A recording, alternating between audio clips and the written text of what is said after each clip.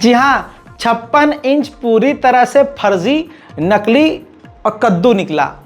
सलाम, नमस्ते, सत श्री अकाल। मैं हूं रजा और आप देख रहे हैं रजाग्राफी की इंटरनेशनल प्राइम टाइम रिपोर्ट, जिसके अंदर आज आपको एक बार फिर से रजाग्राफी अनस्क्रिप्टेड पर मैं आपको बताने वाला हूं कि 56 इंच कितना फर्जी निकला।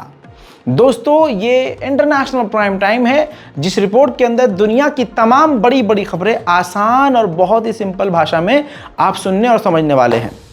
दोस्तों, मोदी का भौकाल ये था, मोदी का कहना ये था, और जो मोदी के आड़ भक्त हैं, ये जितने भी हैं, सब ये कह रहे थे कि अरे दुनिया मोदी के आगे झुक रही है, दुनिया भारत के आगे झुक रही है। ऐसी झुकी औकात देखिए। अच्छा, एक्सपोज करते हैं रियलिटी क्या है। ये देखिए, गोदी मीडिया ये दिखा रहा था, मोदी का फैसला मानेंगे बाइडेन पुतिन। ये गोदी मीडिया दिखा रहा था, मोदी का फैसला मानेंगे पुतिन बाइडेन। कमाल हो गया दोस्तों। लेकिन आज आपको बताऊं असलियत क्या है। असलियत ये है, जी हाँ, असलियत ये है कि 8 भारतीय नेवी के रिटायर्ड जो सीनियर अफसर थे, उनको 56 इंच का दम लगाकर भी मोदी छुड़ा नहीं पाए। भारतीय सरकार, इंडियन गवर्नमेंट आजाद नहीं करवा पाई। कतर की सरकार ने सजाए मौत सुना दी। 8 पूर्व भारतीय सैनिकों को सजाए मौत। अब भारत सरकार बोली, हम फैसले से हैरान हैं, उन्हें छुड़ाने के कानूनी रास्ते खोज रहे हैं। सोच रहे हैं 56 इंच की ये औकात है। दुनिया को समझ लेना चाहिए, आड़ भक्तों को समझ लेना चाहिए कि चाहे दुनिया में कुछ हो जाए, 56 इंच की कोई औकात नहीं रह गई है। ये व्हाट्सएप पे तुम्हारे जो भेजा जाता है, ये सिर्फ फर्जी चीजें हैं। उसे देख देख कर तुम जो है मगन मुग्ध हो जाते हो। असली औकात ये है 56 इंच की। किसने मान ली मोदी की बात? किसने कर ली शर्म की बात? हैं, रख ली कतर ने। कतर ने दे दनादन 8 लप्पड़ मारे हैं मोदी सरकार को। एक भी नौसेना का अधिकारी के साथ नरमी नहीं, सबको सजाए मौत। और दोस्तों, हो क्यों ना भाई, कतर ने ये साबित किया, कतर की कोर्ट में ये साबित हुआ कि ये 8 जो रिटायर्ड नेवी के अफसर थे, ये कतर में रहकर इजराइल के लिए जासूसी कर रहे थे। तो आप हिंदू समाज के लोगों को ज्यादातर जानते ही हैं। आज ही देख लीजिए कि बहुसंख्यक समाज ज्यादातर इजराइल के साथ खड़ा है। हत्ता कि इजराइल के प्रधानमंत्री नेतन्याहू को नितिन यादव तक साबित करने की कोशिश की जा रही है। हत्ता कि मोदी के प्रिय पत्रकार आरएसएस का तथाकथित चैनल जो है, वो सुअर दर्शन का सुअरेश चौहाने, ये चौड़े होके बोल रहा है कि यहूदी हैं वो ही यादव हैं। तो आप समझ रहे हैं, तो इनकी जब नसों में यहूदियों का नाजायज खून है, तो वफा की उनसे क्या उम्मीद करोगे। भारतीय नौसेना के पूर्व अधिकारी वहां अब फांसी पर लटकेंगे। सवाल यह है कि ओवैसी और दूसरी पार्टियां बार बार मोदी से कह रही थी कि अपने लोगों को लेकर आओ, लेकिन मोदी पूरी तरह से फेल हो गए। मोदी का नाम भी पूरी तरह से फेल हो गया। इस भारत के प्रधानमंत्री, यशस्वी प्रधानमंत्री का, प्रधानमंत्री माननीय शक्तिमान मोदी जी का नाम फेल हो गया। 56 इंच का यही दम था, लाल आंख यही थी। अरे कतर तो अब और सख्ती करेगा। वहां के जो हिंदू समुदाय के लोग हैं, जो वहां नौकरी कर रहे हैं, उन पर भी कतर नजर रखेगा। आगे की बात सुनिए। अब फांसी रोकने के लिए तो अब भारत तो है नहीं वहां तो भाई दूसरी सरकार है, वहां तो मोदी सरकार है नहीं। ये याद रखिएगा दोस्तों, फांसी हो गई है एक साथ 8 लोगों को। 56 इंच बोलते जो रहते हैं, उनके मुंह पर ये जोरदार तमाचा है। जो ये कह रहे हैं कि यार ये इजराइल और फिलिस्तीन की जंग में मोदी जी इजराइल के साथ हैं, ये भी उनके मुंह पर तमाचा है। इजराइल के साथ नहीं, फिलिस्तीन के साथ हैं। और इनके ही लोग कह रहे हैं कि हम इजराइल जाएंगे, इजराइल की तरफ से लड़ने के लिए। अबे भाई, तुम 56 इंच वाले से बोल के दिखाओ, पहले ये जंग रुकवा दे। जो बंदा खुद के देश के मणिपुर में नहीं बोल पा रहा है, मणिपुर में जा नहीं पा रहा है। सोचिए, रशिया की और यूक्रेन की जंग रुकवाई थी मोदी जी ने एक कॉल पर। हाँ, वो बंदा अपने इलाके में, अपने ही देश में, एक क्षेत्र में पूरी ताकत लगाकर 6 महीने से जंग नहीं रुकवा पा रहा है। 56 इंच। उधर कनाडा ने भारत का स्वागत किया है। जो भारत ने अब कैनेडियन को वीजा देना शुरू किया है। कनाडा ने कहा है कि यह अच्छा साइन है और इससे रिश्ते सही होंगे। दोस्तों, ये वो शख्स है जो स्वीडन में रहकर लगातार कुरान जला रहा था। खबर अब यह है जो काफी खुशी की खबर है, स्वीडन इसको अपने देश से निकाल देगा।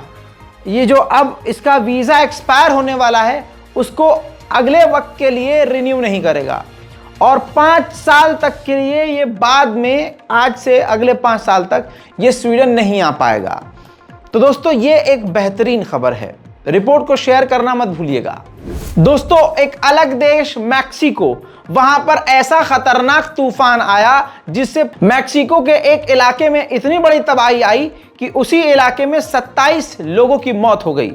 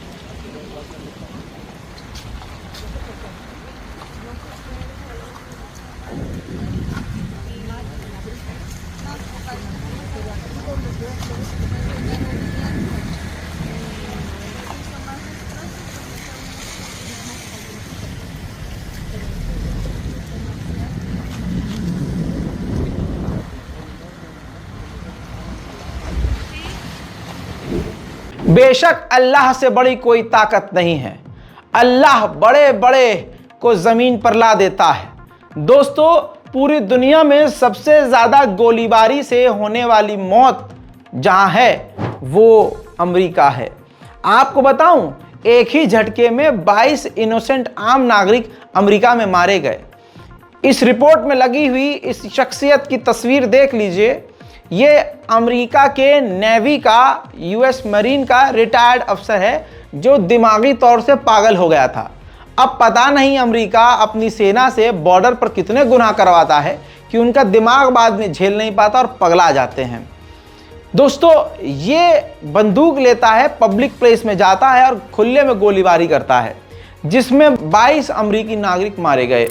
अंतर्राष्ट्रीय प्राइम टाइम में अगली खबर तुर्की से। तुर्की ने इराक के कुर्द इलाके पर फिर से हमला किया जिसमें 10 कुर्दिश लड़ाके मारे गए हैं। पाकिस्तान के अब हालात कितने खस्ता हैं, कितने बेकार हैं, आप इस बात से समझ सकते हैं कि PIA, पाकिस्तान इंटरनेशनल एयरलाइंस ने 300 से ज़्यादा फ्लाइट्स की उड़ानों को रद्द कर दिया है क्योंकि उन जहाज़ों में तेल ही नहीं है, फ्यूल ही नहीं है। वहीं पाकिस्तान की गवर्नमेंट ने अपने देश में रहने वाले अफगानिस्तान के लोगों को लास्ट वार्निंग दी है। कहा है कि 1 नवंबर लास्ट डेट है, उससे पहले आप लोग यहां से निकल जाइए। वहीं दोस्तों, ताइवान ने जानकारी दी है कि एयरक्राफ्ट कैरियर का पूरा ग्रुप, झुंड चाइना का हमारे बेहद करीब इलाके में आने वाला है। एक बार फिर से जूता खाकर आर्मीनिया के प्रधानमंत्री शांत हो गए हैं। आर्मीनिया के प्रधानमंत्री ने कहा है कि हमें उम्मीद है अगले साल तक अज़रबैजान से कोई डील हो जाएगी। गाज़ा और इजराइल की जंग में ऐसा नहीं है कि अमेरिका यूक्रेन को छोड़ रहा है। $150 मिलियन एक बार फिर से ऐलान किया है मिलिट्री एड का यूक्रेन के लिए। एक्सपर्ट का मानना यह है कि यही चलता रहा, इधर भी फंडिंग, उधर भी फंडिंग और इधर भी हथियार अमेरिका देता रहा, तो पहले से ही अमेरिका को हथियारों की और फंड्स की कमी हो रही है। कुछ ही वक्त में अमेरिका की हालत टाइट हो जाएगी। स्लोवाकिया के नए प्रधानमंत्री बने हैं चुनाव के बाद। तो जो नया प्रधानमंत्री बना है, जो नई सरकार आई है, उसने यूक्रेन को मिलिट्री एड देना बंद कर दिया है। दोस्तों, रूस पर एक खतरनाक इल्जाम व्हाइट हाउस अमेरिका के द्वारा लगाया गया। व्हाइट हाउस ने कहा कि जो रूसी सैनिक पुतिन की बात नहीं मान रहे हैं, उनको खत्म कर रहा है खुद रशिया। नॉर्वे का MiG-31 फाइटर जेट रूस के आसपास उड़ने लगा। रशिया ने अपने फाइटर जेट भेजे, जिसके बाद नॉर्वे के वो MiG-31 वहां से फरार हुए। बर्तानिया की इंटेलिजेंस ने कहा है कि अब सबसे बड़ा हथियारों का साथी और हथियारों का सप्लायर रूस का नॉर्थ कोरिया बनने वाला है। दोस्तों, जहां दुनिया में कई जगह उथल पुथल है, वहीं पाकिस्तान की तरफ से भी भारतीय सीमा की तरफ अर्निया सेक्टर में जोरदार गोलीबारी की गई है। लीजिए प्रूफ आप आपकी स्क्रीन पर देख लीजिए। न्यूज़ 24 की रिपोर्टिंग है। बता दूं कि बॉर्डर से सटे इलाकों में रहने वाले लोगों को सेना ने घरों के भीतर रहने को कह दिया है। यानी भारतीय आर्मी ने अपने लोगों को कह दिया है, भैया घरों के अंदर रहो। पाकिस्तान की तरफ फिर भारतीय सेना ने मोर्टार भी दागा है। हालात बिगड़ रहे हैं और दुनिया में शांति नाम की अब चीज़ नहीं रह गई है। बहरहाल, इस अंतर्राष्ट्रीय रिपोर्ट पर आप अपनी राय कमेंट में ज़रूर लिखिएगा।